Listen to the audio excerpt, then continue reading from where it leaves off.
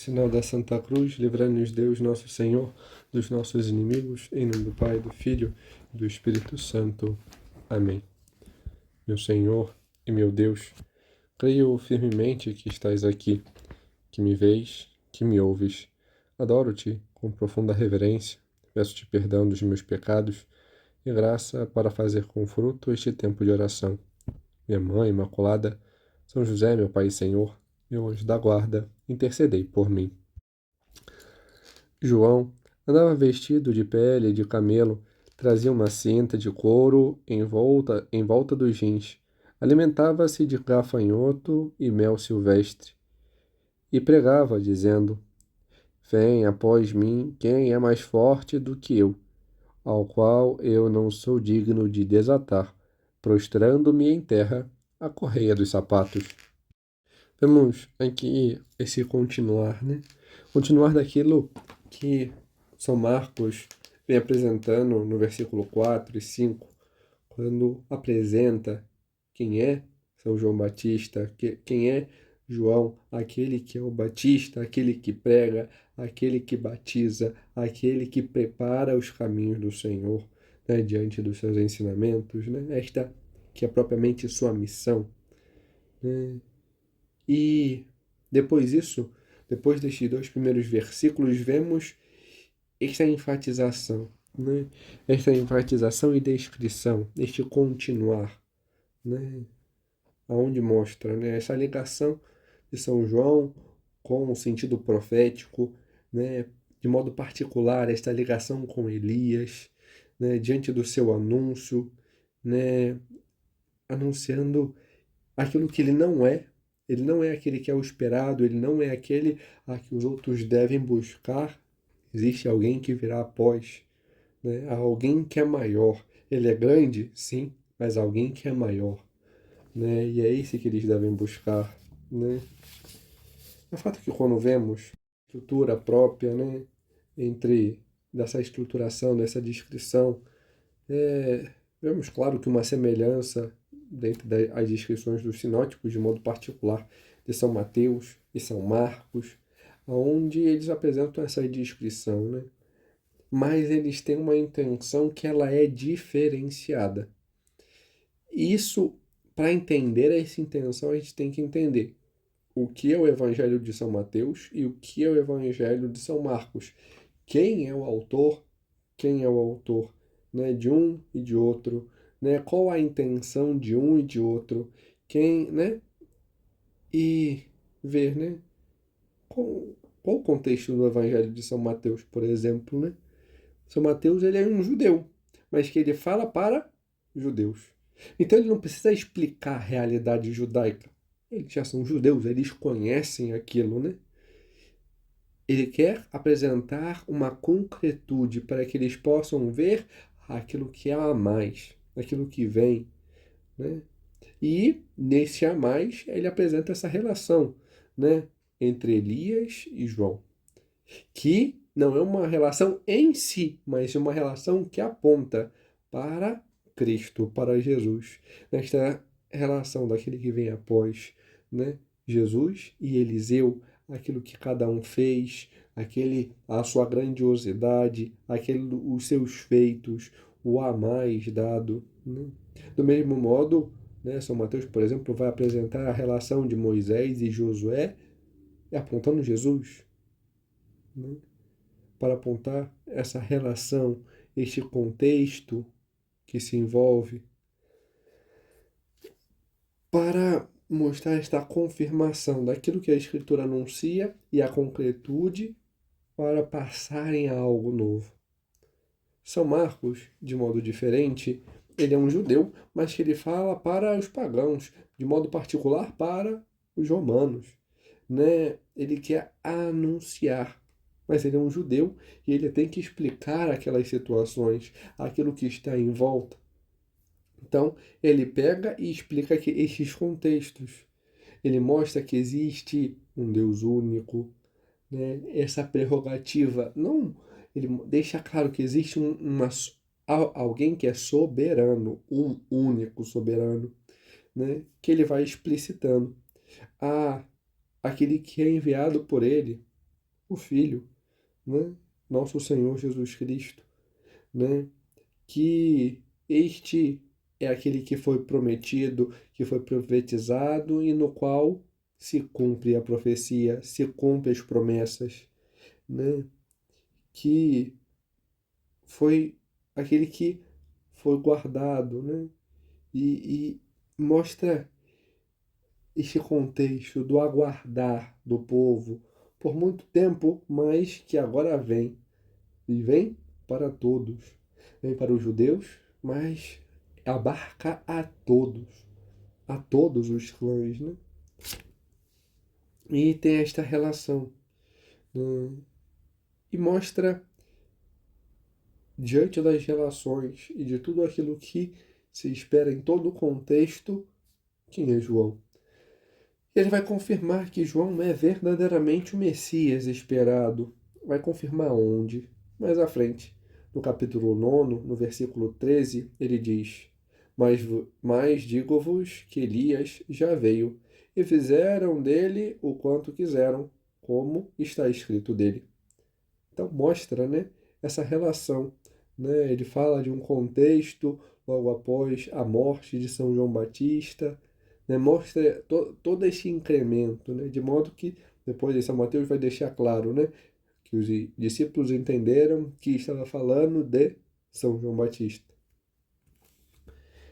Além disso, existe uma relação que se tem, o modo como se descreve, né? O contexto que é ordenado, que é explicitado, que, né, que é feito com os links posteriores. Por exemplo, essa de Elias e São João é uma forma de explicação paralelítica que mostra justamente este sentido, que não adianta ler a Bíblia, por exemplo, só focando naquela passagem. Existe um todo, existe um abarcar, existe um relacionar com outras partes dentro do texto, né, próprio, e com os outros evangelhos, com todo o Novo Testamento, com o Antigo Testamento. E nesta relação com o Antigo Testamento, por exemplo, existe a descrição de Elias, né, no livro de 2 Reis, né, que mostra justamente esta explicitação, né, como era Elias, como se vestia, como se portava, e ele descreve assim: e eles responderam: é um homem peludo que anda cingido sobre os rins com uma cinta de couro. Ele disse: Elias Tesbita, né? Então tem isso, né? E ainda tem também este relacionar diante dos direcionamento do que é, né? Mas é Elias, né? Peludo, que porta pelos, né? Que, né? Vestido de pelos, né? É, e que é cingido nos rins, que tem uma particularidade, né? É o mesmo, né? Depois, por exemplo, quando o profeta Zacarias fala, né? Ele também apresenta o que é o profeta, né? E mostra essa relação no capítulo 13, né? Versículo 4, ele diz: naquele dia serão confundidos os falsos profetas, cada um pela sua visão. Quando profetizarem, não mais se cobrirão hipocritamente com manto de pelos para mentirem. Mostra essa relação do modo como um profeta deveria se portar, se vestir, né? Quais, né? Como é que era o seu estilo, né, de vida, como é que deveria ser essa estrutura ascética. E se ele deveria vestir-se de um modo específico, dentro deste modo de vestimenta que mostra a austeridade, o sentido de penitência, existe algo particular, de modo particular, que é visto tanto em Elias como em São João, que é o cingir-se, né? Fala, né, na 2 Reis, capítulo 1, versículo 8, que estava cingido sobre os rins.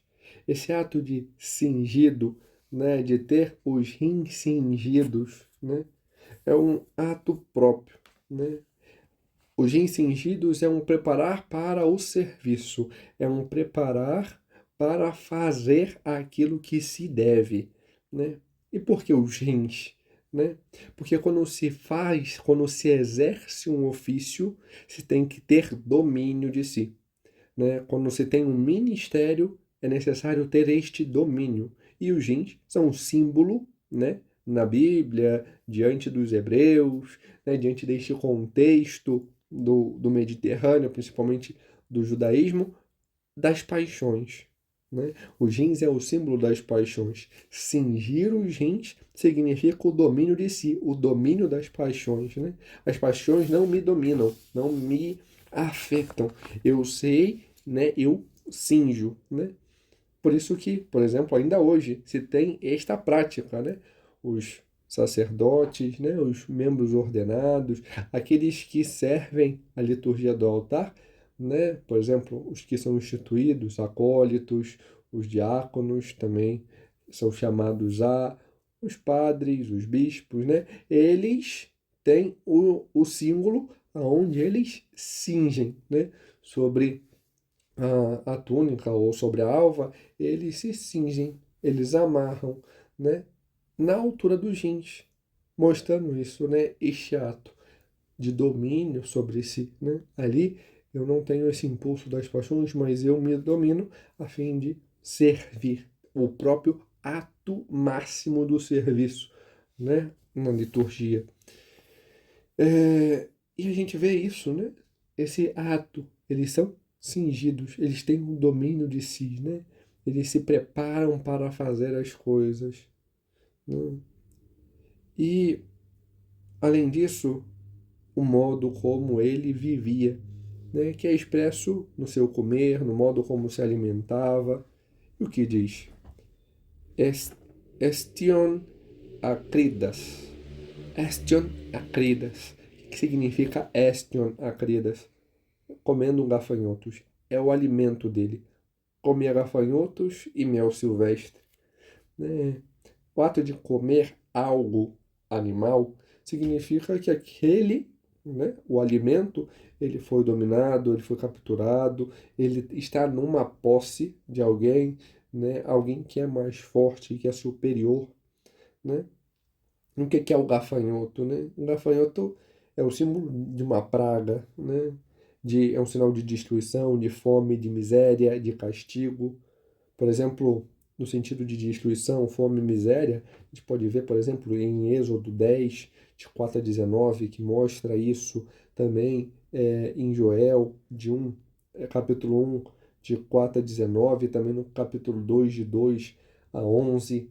No sentido de castigo, por exemplo, em Deuteronômio 28, 38, 1 Reis 8, 37, também em 2 Crônicas de 6:28 e 7:13, mostra esse sentido de praga sendo algo forte, né, como um exército, né, em número, em ato de destruição, né? O profeta em Juízes, né, que é um livro dos históricos, fala isso, né? Os Provérbios, né, que é um livro sapiencial, apresenta isso. Também Jeremias e Naum, que são, né, livros proféticos, que são profetas, falam isso, né? Então mostra este contexto que é abarcado em todos os livros, né, do Antigo Testamento, né? Todos os conjuntos de livros no Pentateuco, no Êxodo, nos profetas, né, nos sapienciais, né, nos históricos, né? Mostra esse sentido que se tinha, né? É um ato, é forte, pisoteia, é um sentido combativo. Eles destroem, eles massacram uma peste, né? Uma fome, né? Mas no livro do Levítico, por exemplo, apresenta que é uma possibilidade de comida, né? Levítico, na lei, ele mostra o que pode se comer e o que não se pode comer. E algo que é possível comer é justamente o gafanhoto, né? Em Levítico 11:22 mostra isso, né? Na lei. Então, comer gafanhoto, de alguma forma, se mostra aquilo que se tem domínio, poder, né? A mais, maior do que aquilo que destrói. E é claro que alguns poderiam dizer, não, mas tem uma folha no Oriente Médio, né? Certa vez ouvi isso, né? Tem uma folha no Oriente Médio que dizem que é o gafanhoto, mas é uma folha de não sei o quê. Mas, né, os próprios livros e outras coisas apresentam, olha, nesse caso é o animal, não uma folha, não uma vegetação, não algo específico, né? O próprio termo ácridas, né, que é designado o animal gafanhoto, é utilizado de modo específico, né? Mostrando que se pegava, né, se é, preparava o gafanhoto, se comia, né? É algo penitente, né? E que mostra essa superioridade. Isso João era grande, né? Como Nosso Senhor mesmo diz, ele é o maior dentre os nascidos de mulher, né? Ele faz a referência a Elias, ele tem essa força, né? Diante daquilo que destrói, do erro, né? Essa força maior que a destruição, né? Para apontar o erro, para corrigir, né? Mas tem alguém que é maior, né? Ele pode ser grande, mas tem alguém que é maior. E quem é aquele que é maior, que é mais forte? Como ele mesmo diz, né? Escuróteros, né? Esquiróteros, perdão, né? É mais forte que, né? Este termo comparativo, né? O próprio vocabulário também é usado em Isaías, né? Mostra esse ato de força, de superioridade, né? De ser mais poderoso, maior, né? Ao ponto dele enfatizar isso, né, apresentando este termo específico, kipsas, kipsas, né, inclinar-me, inclinando-me, curvar-me, né, prostrando-me por terra, né, como tem uma noção nessa de fazê-lo, né, kipto, o verbo kipto, ele tem essa noção, né, de inclinação, de curvamento, de genuflexão, né? De essa saudação mais solene, né? Em particular no seu auristo ativo, né? Equipsa, inclinar-se, dobrar-se. E ele mostra com isso esse maior, né? O curvar-se dá a alguém que é superior, mas essa noção que o contexto dá, né, de prostrar-se, de ajoelhar-se, né, é próprio a um ato de adorar que só se dá a Deus. Então, mostra que esse que é maior, que virá depois, é esse, é aquele que é enviado por Deus, é o próprio Deus, né? Tem essa noção mais com maior ênfase, né? É mais que o profeta, é aquele que o profeta fala em nome, é aquele para quem é preparado o caminho, né? Então, mostra essa noção, né? Essa noção do que se faz é para aquele, né? E podemos, assim, esmiuçar, né? Esmiuçar esse contexto, né? Essa grandiosidade de São João Batista que vem acompanhando, vem esmiuçando e mostrando, de certa forma, a um apontar para aquele que vem mais, né? Logo depois, né, desse apresentar João Batista, vem justamente o João que apresenta a Cristo, que mostra Cristo, né, diante do seu batismo e tem a teofania, né? É um preparar, um apontar para, né? Esse ato concatenado, né? Então, existe alguém que vai ser mais, e esse é o aponto, né? E se vê isso, né? Diante dessa grandiosidade do vocabulário, a qual se deve conhecer para poder entrar no Evangelho, né? Mas não basta, não é meramente um estudo estrutural, né? Tem que ser um estudo para a vida, né? Este conhecer a Sagrada Escritura tem que nos tocar. E o que ele nos toca? Algo que preparando achei interessante é justamente uma reflexão do pseudo Jerônimo que ele fala, né, desse contexto, né, mais específico. Esse contexto, ele assim cita: a veste de João, seu alimento e sua bebida anunciam a vida totalmente austera dos pregadores e que as futuras nações se devem unir. interiormente e exteriormente, em direção à graça de Deus, que é João, pois os pelos do camelo significam os ricos das nações, o cinto de couro, os pobres que morreram para o mundo, os gafanhotos errantes, os sábios deste mundo que abandonaram as palhas secas dos judeus, levam em carros o trigo místico no calor da fé, saltam em direção ao alto. Já o mel silvestre indica os fiéis inspirados que se fartam com o produto da floresta inculta. Né? Mostra esse sentido, né?